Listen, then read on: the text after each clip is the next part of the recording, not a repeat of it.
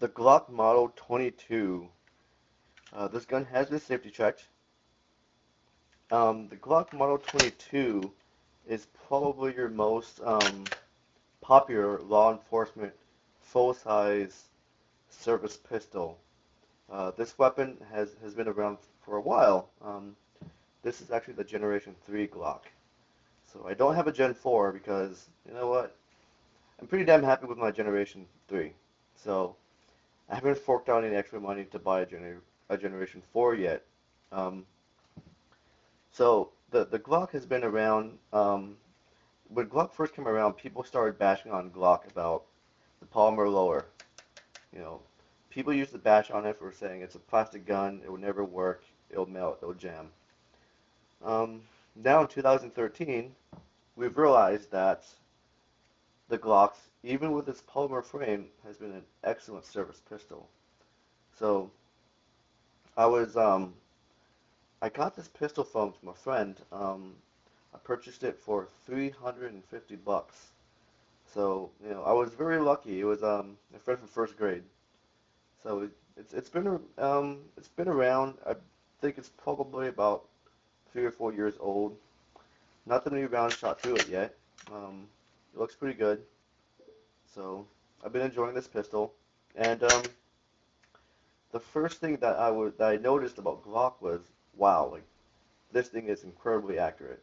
I can hit a tennis ball hung from a rope at 25 yards. So damn, this thing is accurate.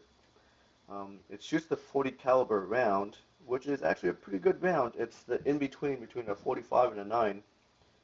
So it hits a little bit harder than a 9 millimeter, lighter than a 45, but the bullet itself is traveling faster than the 45 round.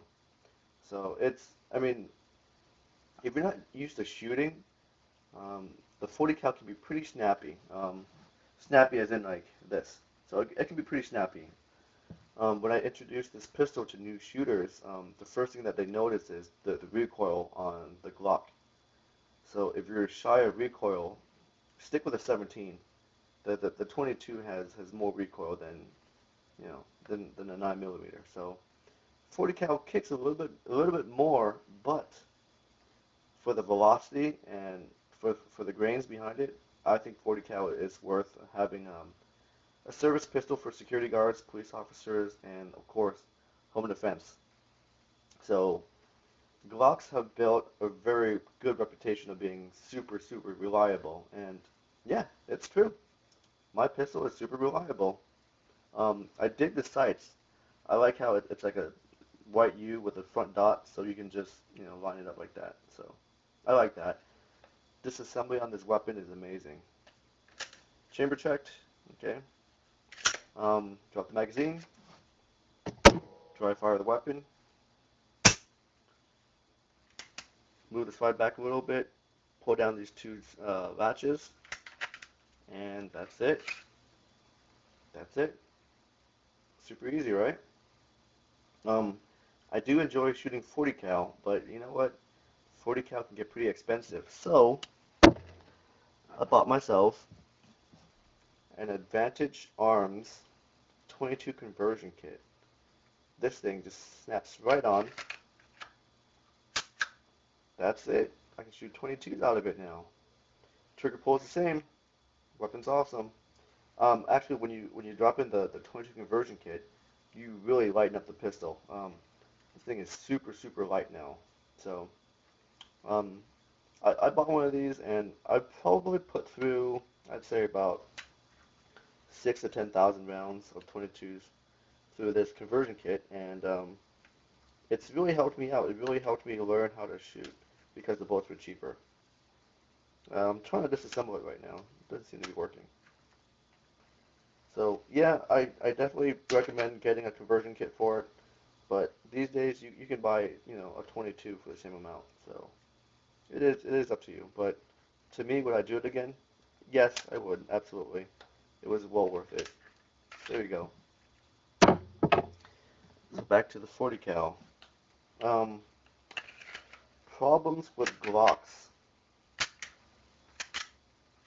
The biggest problem it's not my problem, but the biggest problem that my friends have is the Glock grip kind of angles funny, kind of angles like this. So for a lot of people, they'll actually be shooting low because of the angle of the grip. And the Glock is blocky. It's more blocky than an M&P9. So, if you're not used to a blocky grip, you might not like this weapon. So, but I love it. I have small hands, but even with that blocky grip, um, the reliability of it makes up for it. Glocks are, around the mid 500s. I think Glocks are still pretty affordable. Its competitors are going to be the Smith& Wesson M&P series and the SIGs, and of course the XD series. Um, but this is my Glock 40 cal. I thoroughly enjoyed it. I don't shoot it as much just because 40 cal rounds are more expensive. Let's talk about the trigger. See this right here? That's the Glock safety trigger. What the Glock safety trigger is if you drop the weapon on accident, it's not going to fire. But that's it. That's the only safety. Rule number one of handling weapons is you are the safety. So this weapon isn't going to go off by itself unless you pull the trigger. With that being said, do I like external safeties? No, I don't. I don't like safeties at all because if I have to use this weapon at night, at 4 o'clock in the morning, that first pull of the trigger has to work.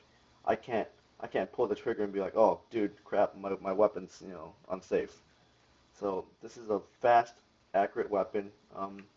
The Glocks have always been used in competition, and which stands for its accuracy and its reliability. So here's another gripe I have about Glocks: polymer magazines. Polymer magazines. When you push on them, they kind of slide out kind of slow. You know, that's one of my problems. They don't slide out as fast as I'd like them to.